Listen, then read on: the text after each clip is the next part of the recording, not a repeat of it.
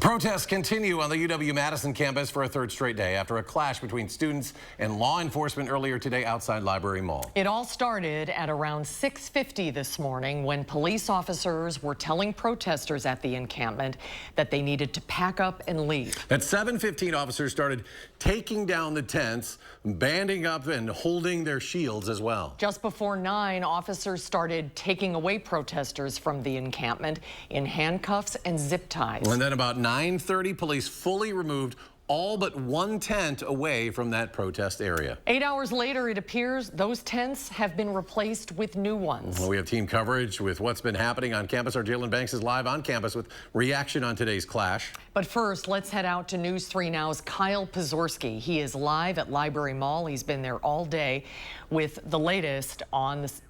But I think we're going to go to Jalen first. Just kidding. We're going to go to Jalen first. I think Jalen is standing by still on Bascom Hill with what he's learning on campus. Eric and Susan, in light of today's events, two of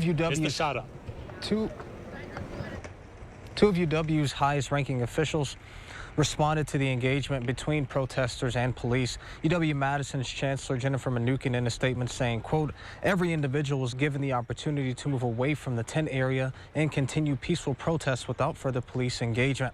She continues saying, "I cannot emphasize strongly enough our support for free expression and peaceful protest.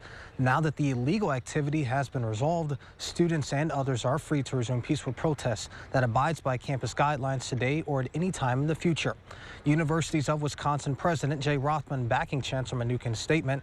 Here's what he had to say. At the end of the day, certainly we are committed to freedom of expression on our campuses. That's absolutely critical. It's a hallmark of our universities, certainly a long history at UW-Madison for that. But I think we have to differentiate freedom of expression and legal protesting versus illegal activities. And we will continue to address illegal activities on our campuses as appropriate.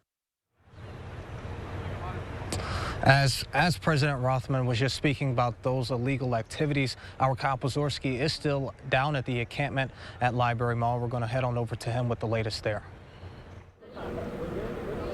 Jalen, thank you. We do apologize for our shot being down just a second ago. Some technical difficulties here on the ground. As you can imagine, there's a lot of different TV stations and people down here as it continues. If you look behind me here, I'll step out. What we're seeing now are these tents. They have been re-established here since this morning. There are now about more than a dozen that have been put up down here on Library Mall. As you can see again with this video that we have this morning, it was earlier when law enforcement did clash with the protesters here on the mall when they mobilized to take down the tents, which they say were illegally placed in accordance to state law. News 3 Now spoke with a professor who I personally witnessed this morning bleeding from his forehead, telling us what happened to him. I know for a fact that the shields hit me several times and partly in my nose and my forehead. Now that was Samir Alatout. Mark Levicat of the UW Police Department has told me, though, that he, going back to the professor, he was telling me that a part of what was happening, he said he was targeted, with Mark Levicat telling me in response to that, that no one was targeted, and in fact, police were just responding and doing their job.